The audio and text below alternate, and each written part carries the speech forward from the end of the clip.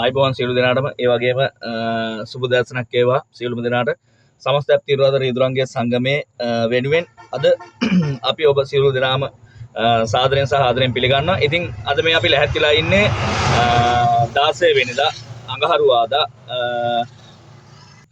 ජනාධිපතිතුමාට සංදේශයක් බාර දෙන්න සමපාගමනක් යන දවස අද.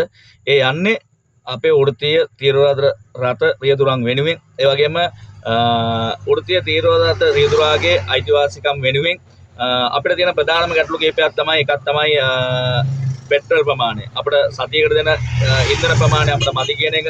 ඒ වගේම තමයි මේ ඔත්තේ රටේ හන්දා අපිට තෙල් ටික ගහගන්න බැරි කතන්දරේ හන්දා තුන්වෙනි කාරණාව තමයි ජාතික ගමනාගමන කමිෂන් සභාවේ මිල සූත්‍රය අනුව පිළිගත් මිලක් තියෙනවා. ඒ මිල අපිට නොදී ඇප් සමාගම් මේ කරන ඒගොල්ලන්ට හිතුමතේ ඒගොල්ලෝ ඒකාධිපතිව පාලනය කරන මිල සම්බන්ධව නැදිහත් කළා මේ ජාතික බලයලත් ජාතික ගමනාගමන කමිෂන් සභාවේ තීරණය කළා තියෙන මිල ඒක අපිටත් ලබා දෙන්න කියන එක. ඒ වගේම ඇප් සමාගම් නියාමනය කරන්න මේක සේවකයා සහ සේවා යෝජකයා මෙතන මේගොල්ලෝ අතර තියාගන්න මේ සම්බන්ධතාවයක් තියාගන්න. ඒ වගේම රියදුරාට සුරක්ෂිතභාවයක් තියෙන්න ඕනේ රස්සාවේ. මෙන්න මේ වගේ කරුණු කීපයක් සම්බන්ධව අපි ගොඩාක් කරුණු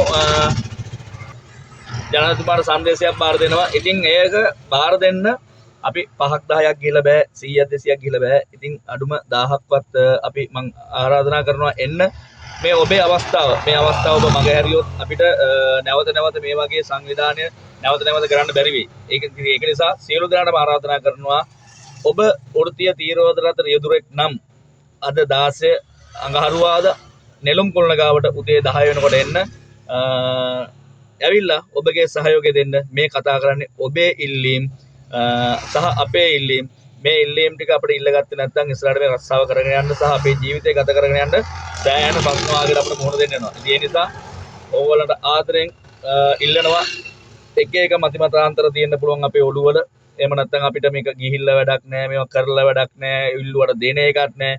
කියා මේව හැමදාම හිටියොත් අපිට වෙන්නේ හැමදාම එකම තැන ඉන්න. ඉතින් අපි යම්කිසි ඉල්ලීමක් ඉදිරිපත් කරන්න ඕනේ වෘත්තීය තීරෝදාත රියදුරා වෙනුවෙන්.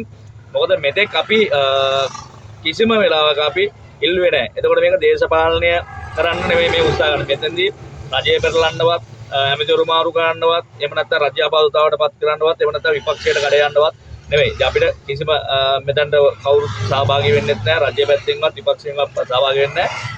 වෘත්තීය සංගම් පමණයි මේක නියෝජනය කරන්නේ. ඉතින් ඔයගොල්ලෝ සියලු දෙනාටම ආරාධනා කරනවා මේ දවස් අතහැර ගන්න එපා. අතහැරගත්තොත් අපිට මේ ඉල්ල ගන්න තියෙන ඉල්ලීම් ටික අපිට කරගන්න බැරි වෙනවා. ඉතින් සියලු දෙනාට මාතරින් කතා කරනවා එන්න.